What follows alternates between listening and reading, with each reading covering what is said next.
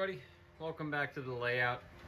This is going to be an update for February 2022. Just wanted to let you know what I've been up to down here. It's like we have a train approaching, so you could wait for the signal at the end of the station to light up. Just a reminder, all my signals are approach lit, and what that means is that it only lights up when a train is in the block approaching it, as was prototypical on Conrail's Boston line. So I started, well, now the train's blocking it, but I started paving the platforms here for Springfield.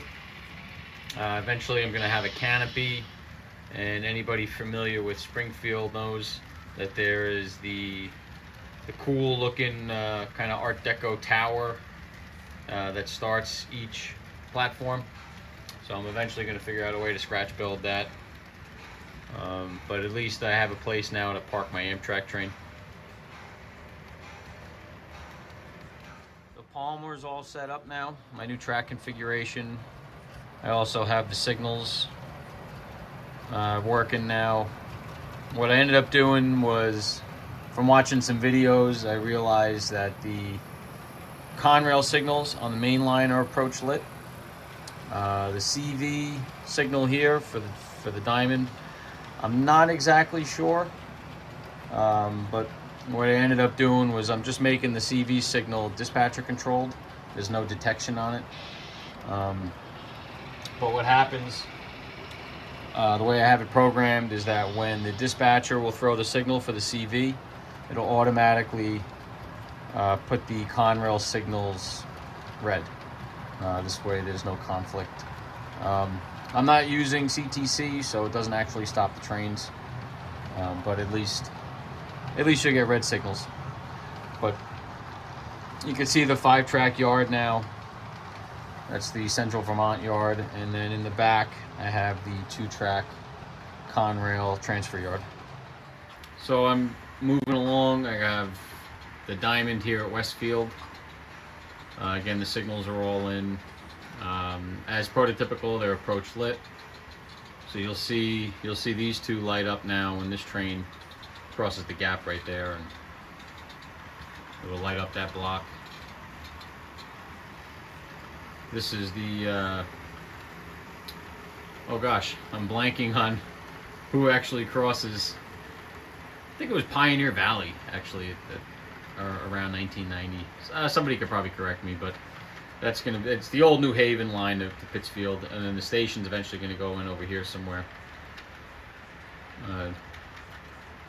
One thing I'm working on now is I'm starting to put the detectors on the axles, because you could see the green signal there is because JMRI no longer detects the train in the block behind it. So I'm working on towards that. Right now I have a delay set, I think, for 15 seconds, which is all right, but it'll be better once I'm fully detected with axles.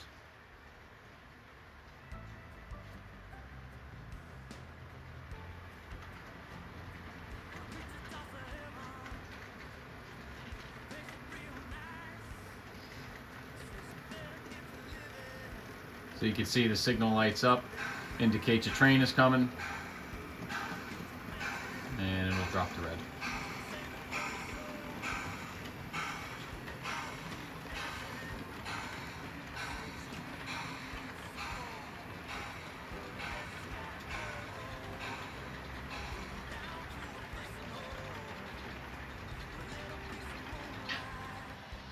This is the other scene I'm working on. This is Pittsfield.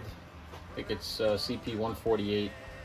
I had the three-headed G-types custom made by Tomas Kolinsky. He did an excellent job, 3D printed them with LEDs. I have 2 more coming for the other side of the interlocking. But I got my photo backdrop in. This up here this is actually the upper level, and it's State Line Tunnel. I was trying to figure out a way to kind of blend the 2 scenes together, and the best I could come up with was just a basic divide and then down as you get into Pittsfield, the scene will blend together. Try to hide the upper level a little bit with some trees, but it's coming along nice. I also, the yard lead for Pittsfield's in the middle, and I have a dwarf sitting there. Again, no detection on that, but it is its own signal in JMRI. So as you leave and you enter the block, it'll drop to red. It's again dispatcher controlled.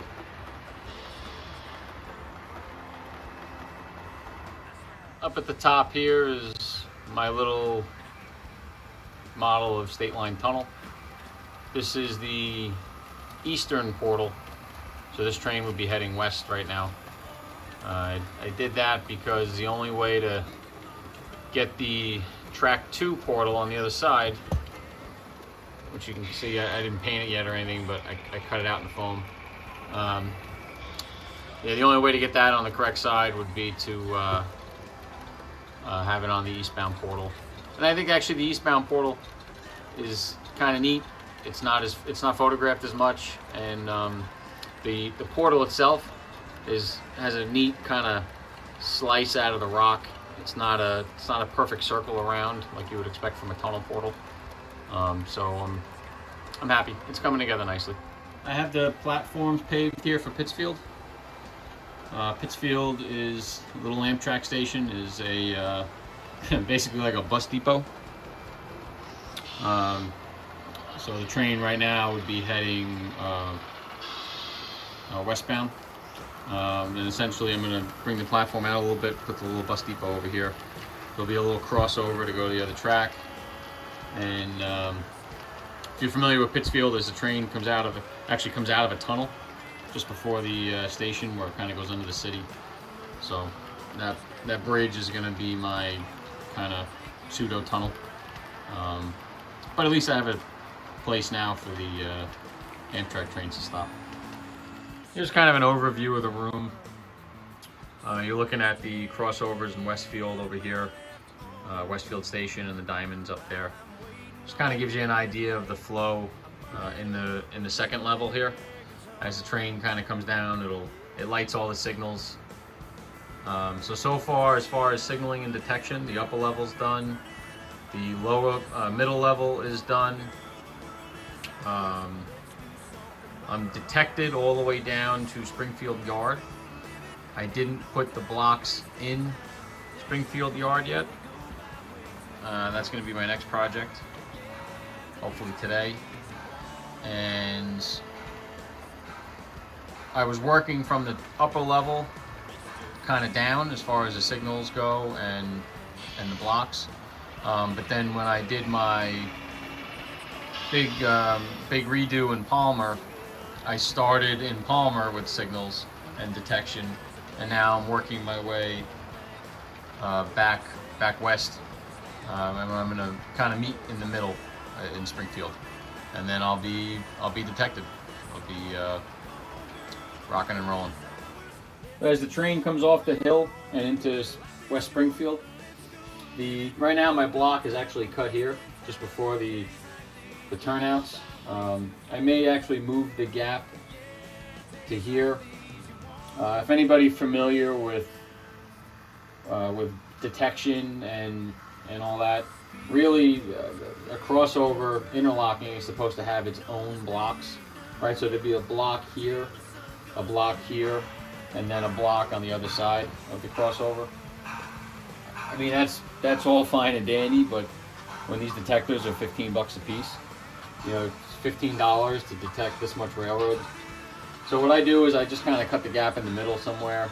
You get the idea. It doesn't drop the signal instantly, but even in real life, sometimes, you know, the gap in the rail is 10, 15 feet from the signal. So you get the idea. But yeah, this is where I'm detected to now. So now I'm going to start moving through Springfield Yard. I got to cut 2 blocks in the middle, and then I got to power all these crossovers. I'm going to throw tortoises underneath them with a switch 8, and then I need another AIU for the turnout detection so I can do push buttons. But that's going to be the next big project. It'll be the the west side of West Springfield, and then on the other side, the east side of West Springfield, again, the crossovers, and then the bridge.